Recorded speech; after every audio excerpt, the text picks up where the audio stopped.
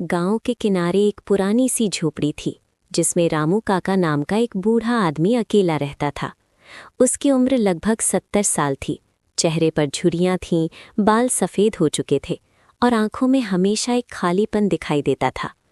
उसके पास न कोई परिवार था, न कोई अपना। वो रोज़ सुबह उठता, जंगल में जाता, लकड़ियां काटता और उन्हें बेचकर अपना गुजारा करता था। यही उसकी जिंदगी बन चुकी थी, शांत लेकिन बेहद अकेली। एक दिन की बात है, रामू काका हमेशा की तरह जंगल में लकड़ियां काट रहे थे। अचानक उन्हें पास के पेड़ों के बीच से हल्की सी कराहने की आवाज़ सुनाई दी। उन्होंने ध्यान से सुना। चूं चूं।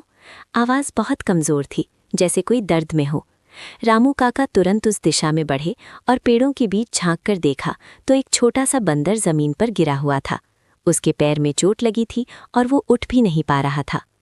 रामू काका का दिल पिघल गया। उन्होंने धीरे से उसे उठाया और कहा, डर मत, मैं तुझे कुछ नहीं होने दूंगा। वो उसे अपनी झोपड़ी में ले आए।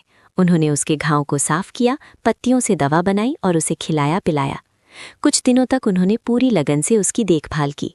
धीरे धीरे बंदर ठीक होने लगा। अब वो कूदने फांदने लगा था। वो रामू काका के पीछे पीछे चलता, उनके साथ बैठता और उनकी हर बात समझता था। रामू काका को भी अब अकेलापन महसूस नहीं होता था। उन्होंने उसका नाम रख दिया मोती। मोती बहुत ही समझदार और प्यारा था।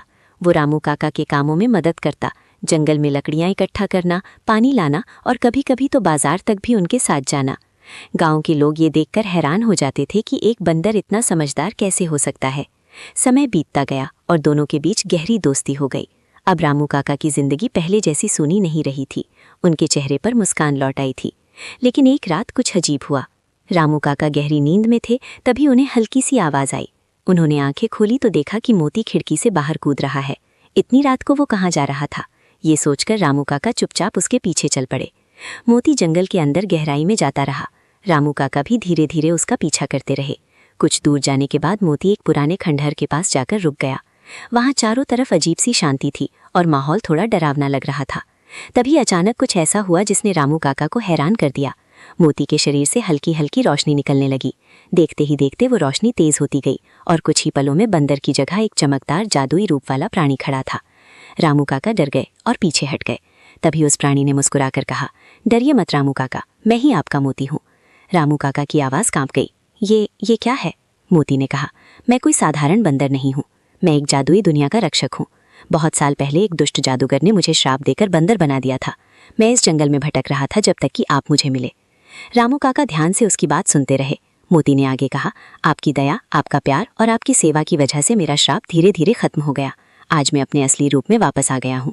रामू काका की आंखों में आंसू आ गए। उन्होंने धीरे से पूछा, तो अब तो मुझे छोड़कर चले जाओगे?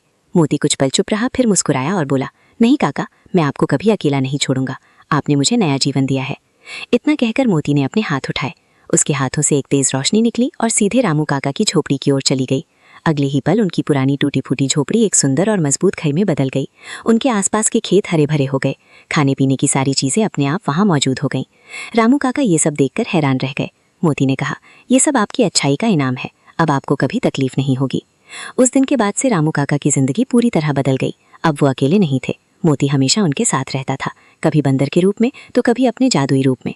गांव वाले भी अब रामू काका की इज्जत करने लगे थे। वे कहते थे कि ये सब उनकी अच्छाई और नेक दिल की वजह से हुआ है। रामू काका हर दिन भगवान का शुक्रिया अदा करते और मोती के साथ खुशी खुशी अपना जीवन बिताते। और इस तरह एक बूढ़े आदमी और एक छोटे से बंदर की दोस्ती ने उनकी पूरी जिंदगी बदल दी, ये साबित करते हुए कि सच्ची दया और प्यार में बहुत बड़ी ताकत होती है।